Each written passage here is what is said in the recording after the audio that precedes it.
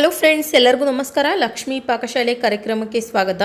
ಇವತ್ತಿನ ದಿನ ಫ್ರೆಂಡ್ಸ್ ನಾನು ಒಂದು ತುಂಬ ರುಚಿಕರವಾದಂತಹ ಚಟ್ನಿ ಮಾಡೋದು ಯಾವ ರೀತಿ ಅಂತ ತೋರಿಸ್ಕೊಡ್ತಾ ಇದ್ದೀನಿ. ಪದೇ ಪದೇ ಒಂದೇ ಥರ ಸಾಂಬಾರು, ಪಲ್ಯ, ರಸಮ್ಗಳು ಅಥವಾ ಅದೇ ಥರ ಚಟ್ನಿಗಳು ತಿಂದು ಬೇಜಾರಾಗಿದ್ದರೆ ಈ ಥರ ಚಟ್ನಿನ ಒಂದ್ಸಲ ಟ್ರೈ ಮಾಡಿ ನೋಡಿ. ಮನೆ ಮಂದಿಯೆಲ್ಲ ತುಂಬ ಇಷ್ಟಪಟ್ಟು ಊಟ ಮಾಡ್ತಾರೆ.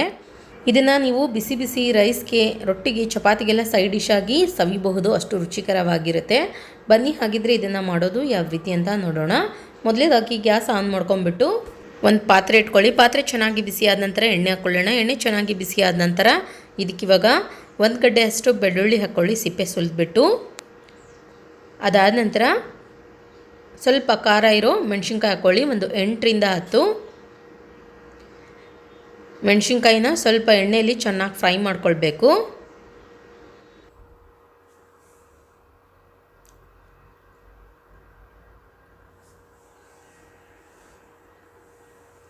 ನೋಡಿ, ಇವಾಗ ಬೆಳ್ಳುಳ್ಳಿ ಮೆಣಸಿನ್ಕಾಯಲ್ಲಿ ಚೆನ್ನಾಗಿ ಫ್ರೈ ಆಗಿದೆ. ನಂತರ ಇದಕ್ಕಿವಾಗ ಒಂದು 3 ಟೊಮೊಟೊ ಹಣ್ಣನ್ನು ಹಾಕ್ಕೊಳ್ಳೋಣ. ಹಣ್ಣಾಗಿರೋ ಟೊಮೊಟೊನ ಬಳಸಿ. ನಾನಿಲ್ಲಿ ಜವಾರಿ ಟೊಮೊಟೊ ಹಣ್ಣು ಯೂಸ್ ಮಾಡ್ತಾ ಇದ್ದೀನಿ. ಟೊಮೊಟೊ ಸೇರಿಸ್ಕೊಂಡ ನಂತರ ನೋಡಿ ಮತ್ತೆ ಒಂದ್ಸಲ ಇದನ್ನು ಚೆನ್ನಾಗಿ ಮಿಕ್ಸ್ ಮಾಡ್ಕೊಳ್ಳೋಣ. ಟೊಮೊಟೊ ಇಲ್ಲಿ ಸಾಫ್ಟಾಗಿ ಆಗಬೇಕು, ಅಷ್ಟು ಬೇಯಿಸ್ಕೊಳ್ಳಿ. ಇದನ್ನಿವಾಗ ಒಂದ್ಸಲ ಚೆನ್ನಾಗಿ ಮಿಕ್ಸ್ ಮಾಡ್ಕೊಂಡ್ಬಿಟ್ಟು ಮೇಲ್ಗಡೆ ಮುಚ್ಚಿ ಫ್ರೆಂಡ್ಸ್ ಇದನ್ನು ಒಂದು 2 ನಿಮಿಷದವರೆಗೂ ಬೇಯಿಸ್ಕೊಳ್ಳೋಣ.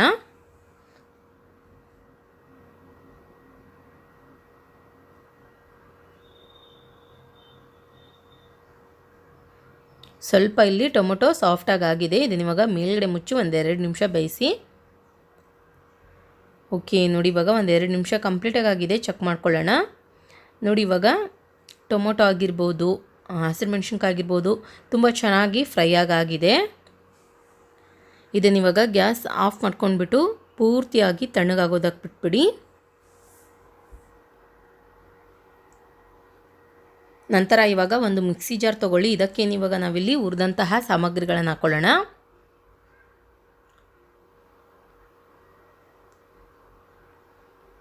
ಇದಕ್ಕಿವಾಗ ಒಂದು ಸ್ವಲ್ಪ ಜೀರಿಗೆ ಹಾಕ್ಕೊಳ್ಳಿ.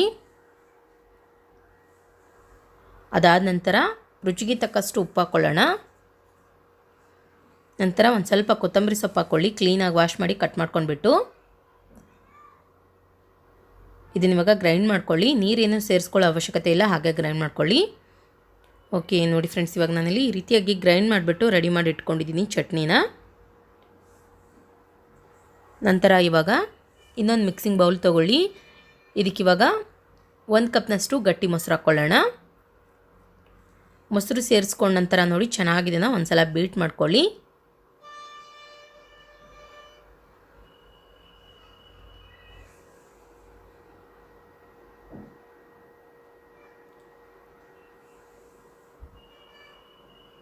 ಈ ರೀತಿಯಾಗಿ ಬೀಟ್ ಮಾಡ್ಕೊಂಡ ನಂತರ ಇದಕ್ಕಿವಾಗ ಮೊದಲೇ ನಾವು ಗ್ರೈಂಡ್ ಮಾಡಿಬಿಟ್ಟು ರೆಡಿ ಮಾಡಿರುವಂತಹ ಚಟ್ನಿ ಹಾಕ್ಕೊಳ್ಳೋಣ.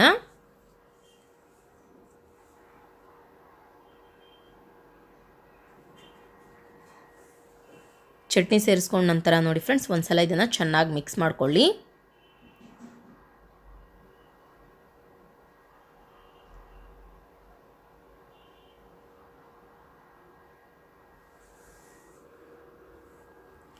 ತುಂಬ ಅಂದರೆ ತುಂಬ ಸಖತ್ತಾಗಿರುತ್ತೆ ಚಟ್ನಿ ಟೇಸ್ಟು.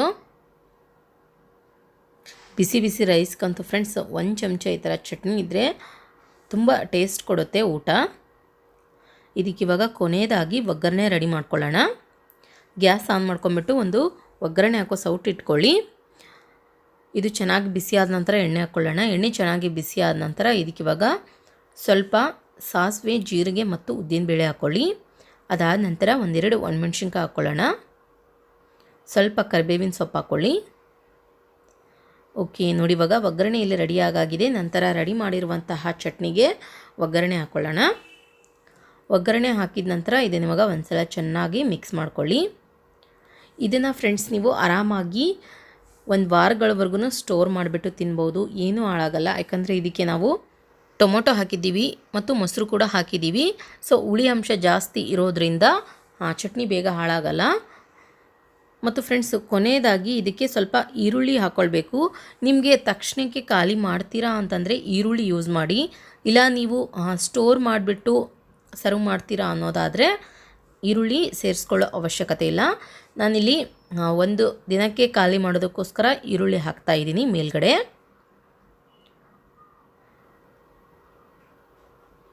ಓಕೆ ನೋಡಿ ಫ್ರೆಂಡ್ಸ್, ಇವಾಗ ರುಚಿಕರವಾದಂತಹ ಟೊಮೊಟೊ ಹಸಿರುಮೆಣಸಿನ್ಕಾಯಿ ಮೊಸರು ಚಟ್ನಿ ಇಲ್ಲಿ ರೆಡಿಯಾಗಿದೆ. ವಿಡಿಯೋ ನೋಡಿದ್ದಕ್ಕಾಗಿ ಎಲ್ಲರಿಗೂ ಧನ್ಯವಾದಗಳು. ಮತ್ತೆ ಒಂದು ಇಂಟ್ರೆಸ್ಟಿಂಗ್ ರೆಸಿಪಿಯೊಂದಿಗೆ ಬರ್ತೀನಿ ಮುಂದಿನ ಸಂಚಿಕೆಯಲ್ಲಿ. ಹಲೋ ಫ್ರೆಂಡ್ಸ್, ಎಲ್ಲರಿಗೂ ನಮಸ್ಕಾರ. ಲಕ್ಷ್ಮೀ ಪಾಕಶಾಲೆ ಕಾರ್ಯಕ್ರಮಕ್ಕೆ ಸ್ವಾಗತ. ಇವತ್ತಿನ ದಿನ ಫ್ರೆಂಡ್ಸ್ ನಾನು ಊಟಕ್ಕೆ ರುಚಿ ಕೊಡುವಂತಹ ಒಂದು ಒಳ್ಳೆ ಟೇಸ್ಟಿಯಾದ ಚಟ್ನಿ ಮಾಡೋದು ಯಾವ ರೀತಿ ಅಂತ ತೋರಿಸ್ಕೊಡ್ತಾ ಇದ್ದೀನಿ. ಬಿಸಿ ರೈಸ್ಗಾಗಿರ್ಬೋದು, ರೊಟ್ಟಿಗಾಗಿರ್ಬೋದು, ಚಪಾತಿಗಾಗಿರ್ಬೋದು ಫ್ರೆಂಡ್ಸ್, ಒಂದು ಚಮಚ ಈ ಥರ ಚಟ್ನಿ ಇದ್ದರೆ ತುಂಬ ರುಚಿ ಇರುತ್ತೆ ಊಟ. ಬನ್ನಿ ಹಾಗಿದ್ರೆ ಈ ಚಟ್ನಿ ಮಾಡೋದು ಯಾವ ರೀತಿ ಅಂತ ನೋಡೋಣ. ಮೊದಲೇದಾಗಿ ಗ್ಯಾಸ್ ಆನ್ ಮಾಡ್ಕೊಂಬಿಟ್ಟು ಒಂದು ಪಾತ್ರೆ ಇಟ್ಕೊಳ್ಳಿ. ಪಾತ್ರೆ ಬಿಸಿ ಆದ ನಂತರ ಸ್ವಲ್ಪ ಎಣ್ಣೆ ಹಾಕ್ಕೊಳ್ಳೋಣ. ಎಣ್ಣೆ ಚೆನ್ನಾಗಿ ಬಿಸಿ ಆದ ನಂತರ 2 ಚಮಚದಷ್ಟು ಶೇಂಗಾ ಬೀಜ ಹಾಕ್ಕೊಳ್ಳಿ. ನಂತರ ಒಂದು ಅರ್ಧ ಚಮಚದಷ್ಟು ಕಡಲೆಬೇಳೆ ಹಾಕ್ಕೊಳ್ಳೋಣ. ಎರಡನ್ನೂ ಇವಾಗ ಚೆನ್ನಾಗಿ ಸ್ವಲ್ಪ ಫ್ರೈ ಮಾಡ್ಕೊಳ್ಬೇಕು.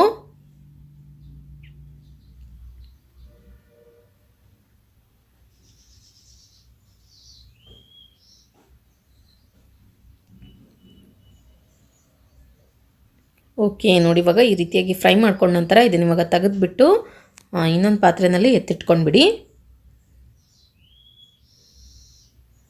ಇದೇ ಎಣ್ಣೆಗೇನೆ ಫ್ರೆಂಡ್ಸ್ ಇವಾಗ ಹಸಿಮೆಣ್ಸಿನ್ಕಾಯಿ ಹಾಕ್ಕೊಳ್ಳಿ. ಒಂದು 4ರಿಂದ 5 ಹಸಿಮೆಣ್ಸಿನ್ಕಾಯಿ ಹಾಕ್ತಾಯಿದ್ದೀನಿ ಇಲ್ಲಿ ನಾನು. ಅದಾದ ನಂತರ ಹೀರೆಕಾಯಿ ಹಾಕ್ಕೊಳ್ಳಿ. ನಾನಿಲ್ಲಿ ಒಂದು 1/4 kgಯಷ್ಟು ಹೀರೆಕಾಯಿನ ಮೇಲ್ಗಡೆ ಸಿಪ್ಪೆ ತೆಗೆದುಬಿಟ್ಟು ಈ ರೀತಿಯಾಗಿ ಕಟ್ ಮಾಡಿಬಿಟ್ಟು ಹಾಕ್ತಾಯಿದ್ದೀನಿ. ಆದಷ್ಟು ಸ್ವಲ್ಪ ನೀವು ಚಟ್ನಿ ಮಾಡೋದಕ್ಕೆ ಎಳೆದಾಗಿರೋ ಹೀರೆಕಾಯಿನ ಬಳಸಿ. ಸ್ವಲ್ಪ ಎಣ್ಣೆಯಲ್ಲಿ ಚೆನ್ನಾಗಿ ಫ್ರೈ ಮಾಡ್ಕೊಳ್ಬೇಕು ಮೊದಲಿಗೆ ಹೀರೆಕಾಯಿನ.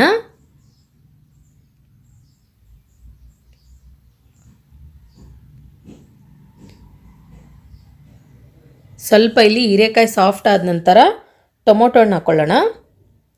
2 ಮೀಡಿಯಮ್ ಸೈಜ್ ಟೊಮೊಟೊ ಹಣ್ಣನ್ನು ಕಟ್ ಮಾಡಿಬಿಟ್ಟು ಹಾಕ್ಕೊಳ್ಳಿ. ನಂತರ ಸ್ವಲ್ಪ ಹುಣಸೆ ಹಣ್ಣು ಹಾಕ್ಕೊಳ್ಳಿ. ಒಂದು ಅರ್ಧ ಚಮಚದಷ್ಟು ಹುಣಸೆಹಣ್ಣು ಯೂಸ್ ಮಾಡಿ. ಇದನ್ನ ಇವಾಗ ಮೀಡಿಯಮ್ ಫ್ಲೇಮ್ನಲ್ಲಿ ಇಟ್ಬಿಟ್ಟು ಚೆನ್ನಾಗಿ ಫ್ರೈ ಮಾಡ್ಕೊಳ್ಳಿ ಎಲ್ಲ ಪದಾರ್ಥಗಳನ್ನು.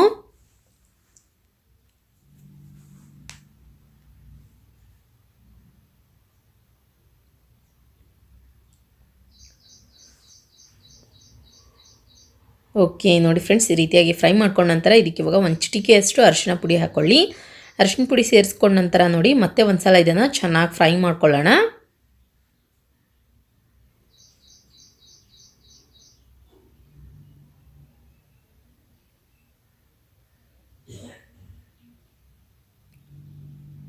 ಇದನ್ನ ಇವಾಗ ಮೇಲ್ಗಡೆ ಮುಚ್ಚಿಬಿಟ್ಟು ಒಂದು 2 ನಿಮಿಷದವರೆಗೂ ಸ್ವಲ್ಪ ಫ್ರೈ ಆಗೋದಕ್ಕೆ ಬಿಟ್ಬಿಡಿ.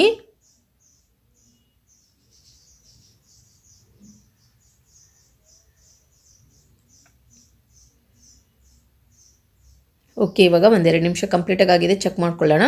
ನೋಡಿ ಇಲ್ಲಿ ಹೀರೆಕಾಯಿ ಟೊಮೊಟೊ ಹಣ್ಣು ಸಾಫ್ಟಾಗಿ ಆಗಿದೆ. ಇದನ್ನ ಇವಾಗ ಫ್ರೆಂಡ್ಸ್ ಗ್ಯಾಸ್ ಆಫ್ ಮಾಡ್ಕೊಂಡ್ಬಿಟ್ಟು ಪೂರ್ತಿಯಾಗಿ ತಣ್ಣಗಾಗೋದಕ್ಕೆ ಬಿಟ್ಬಿಡಿ. ನಂತರ ಇವಾಗ ಒಂದು ಮಿಕ್ಸಿ ಜಾರ್ ತಗೊಳ್ಳೋಣ. ಇದಕ್ಕೆ ಇವಾಗ ನಾವಿಲ್ಲಿ ಫ್ರೈ ಮಾಡಿದಂತಹ ಎಲ್ಲ ಪದಾರ್ಥಗಳನ್ನು ಸೇರಿಸ್ಕೊಳ್ಳಿ.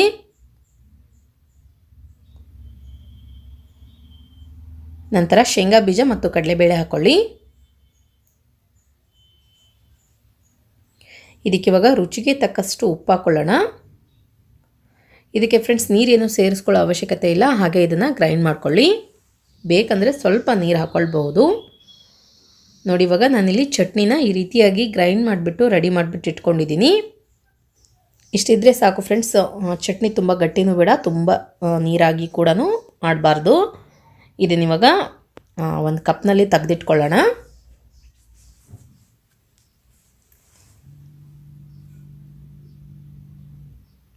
ನಂತರ ಫ್ರೆಂಡ್ಸ್ ಇದಕ್ಕೆ ಇವಾಗ ಒಗ್ಗರಣೆ ರೆಡಿ ಮಾಡ್ಕೊಳ್ಳಿ. ಗ್ಯಾಸ್ ಆನ್ ಮಾಡ್ಕೊಂಬಿಟ್ಟು ಒಂದು ಒಗ್ಗರಣೆ ಹಾಕೋ ಸೌಟ್ನಲ್ಲಿ ಎಣ್ಣೆ ಹಾಕಿಟ್ಕೊಳ್ಳಿ. ಎಣ್ಣೆ ಚೆನ್ನಾಗಿ ಬಿಸಿ ಆದ ನಂತರ ಸ್ವಲ್ಪ ಸಾಸಿವೆ, ಉದ್ದಿನಬೇಳೆ ಮತ್ತು ಜೀರಿಗೆ ಹಾಕ್ಕೊಳ್ಳೋಣ. ಸ್ವಲ್ಪ ಕಡಲೆಬೇಳೆ ಕೂಡ ಹಾಕ್ಕೊಳ್ಳಿ. ನಂತರ ಬೆಳ್ಳುಳ್ಳಿ ಹಾಕ್ಕೊಳ್ಳಿ. 1 ಗಡ್ಡೆಯಷ್ಟು ಬೆಳ್ಳುಳ್ಳಿನ ಪೂರ್ತಿ ಸಿಪ್ಪೆ ಬಿಡಿಸ್ಬಿಟ್ಟು 1-2 ಒಣಮೆಣಸಿನ್ಕಾಯಿ ಹಾಕ್ಕೊಳ್ಳೋಣ. ಸ್ವಲ್ಪ ಇಲ್ಲಿ ಬೆಳ್ಳುಳ್ಳಿ, ಉದ್ದಿನಬೇಳೆ ಎಲ್ಲ ಸ್ವಲ್ಪ ರೆಡಿಶ್ ಆದ ನಂತರ ಕರಿಬೇವಿನ ಸೊಪ್ಪು ಹಾಕ್ಕೊಳ್ಳಿ. ಓಕೆ ನೋಡಿ ಫ್ರೆಂಡ್ಸ್, ಇಲ್ಲಿ ಒಗ್ಗರಣೆ ರೆಡಿಯಾಗಿದೆ. ರೆಡಿ ಮಾಡಿದಂತಹ ಚಟ್ನಿಗೆ ಒಗ್ಗರಣೆನ ಹಾಕಿಬಿಟ್ಟು ನಿಧಾನಕ್ಕೆ ಮಿಕ್ಸ್ ಮಾಡ್ಕೊಳ್ಳಿ.